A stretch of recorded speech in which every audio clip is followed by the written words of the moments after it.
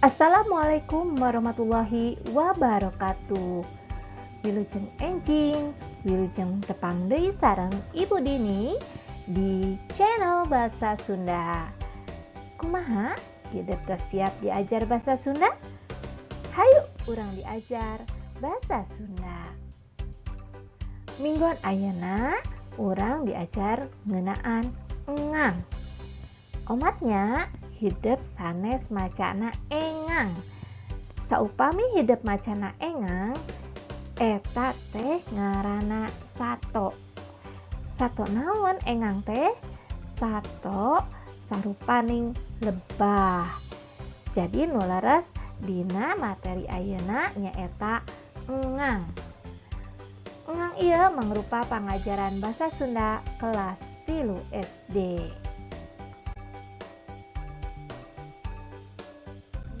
Saha nu terang naon engang teh? Teu acan terang. Ku ibu ayeuna baris dipedarkeun naon namina engang teh. Engang nyaeta bagean anu ngawangun kecap, anu mangrupakeun sempalan tina kecap dina hiji engap atawa renghap napas atawa hawa, di mana raket patalina jeung pola tur wangunan kecap. Dina bahasa Indonesia mah disebutna teh engang ieu nyaeta suku kata. Kumaha kabayang ayeuna naon suku kata teh? Yuk urang salajengna regepkeun. Dina engang aya rupa-rupa sebatanana. Ku ibu baris dipedarkeun nya ayeuna. Engang anu kecap tungtungna ku vokal disebut engang buka atawa suku buka. Contona rahayu. Tah di dieu tinggal ku hideup. Anu akhirana ieu nyaeta u. U ieu teh kaasup naon? Kaasup vokal. Naon wae huruf vokal teh? Aya a, aya i, aya u, aya e, aya o nya. Ditambihan dina bahasa Sunda mah aya nya. Tah kitu. Nalika kecap tungtungna konsonan disebut engang tutup atawa suku tutup. Contona di dieu nyaeta sancang. Tah akhirana di dieu nyaeta g. G ieu kaasup konsonan. Janten dina engang teh aya 2 nyaeta aya engang buka jeung engang tutup. Engang buka paragi vokal tungtungna, lamun engang tutup paragi tungtungna konsonan.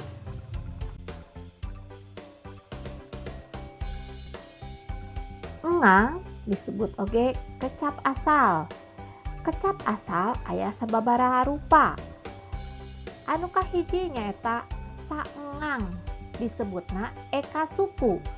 Conto jeung, jol, bel, jeung saterusna.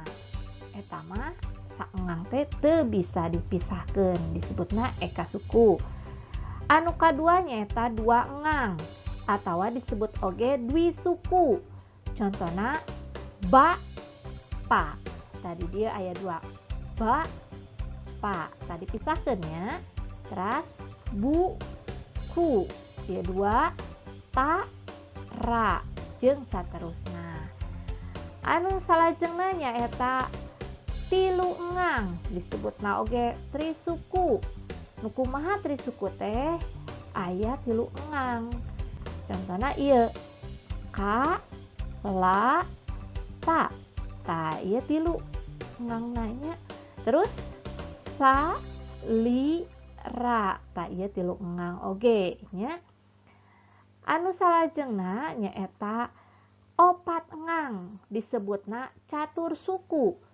Contona andalemi nya. Tah ieu andalemi aya 4 hiji, 2, 3, 4. Terus istirahat. Tah ieu aya 4 nya, disebutna catur suku. Anu terakhir nyaeta 5 engang, disebut oge panca suku. Contoh mu ru ku su nu. Tah ieu muru kusunu aya 5 nya. Tah eta contoh-contoh kecap asal dina saengang, 2 engang, 3 engang, 4 engang dugi ka 5 engang.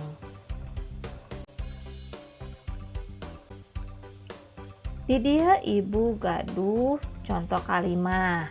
Nu mana ke contoh kalimah ieu bakal dipedarkeun janten sababaraha engang. Contoh kalimah anu kahiji nyaeta jajan sambarangan. Yuk urang pisahkeun janten sababaraha engang. Jantena sapertos kieu nya. Jajan sambarangan.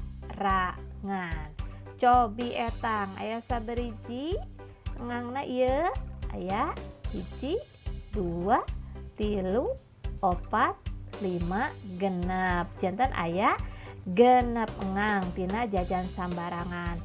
Anu kadua kalimahna nyaeta ulah jajan sambarangan di sakola.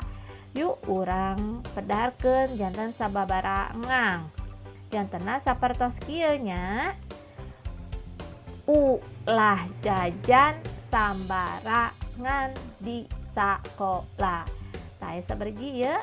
1, 2, 3, 4, 5, genep, 7, 8, 9, 10, 11, 12. Janten aya 12 engang tina ulah jajan sambarangan di sakola. Kumaha babari? Ayeuna hideep pasti tos regep naon anu namina engang. Tah ku kituna ku ibu dipasian Pancena nyaeta ngeusian LKS Basa Sunda kaca 25. Pancen mandiri nomor 1 dugi ka 5. Saupami hideep atos ngerjakeunana sapertos biasa ku hideep kintunkeun jawabanana dina assignment Basa Sunda kelas masing-masing. Hatur nuhun kana perhatosanana. Ibu pamit. Wassalamualaikum warahmatullahi wabarakatuh.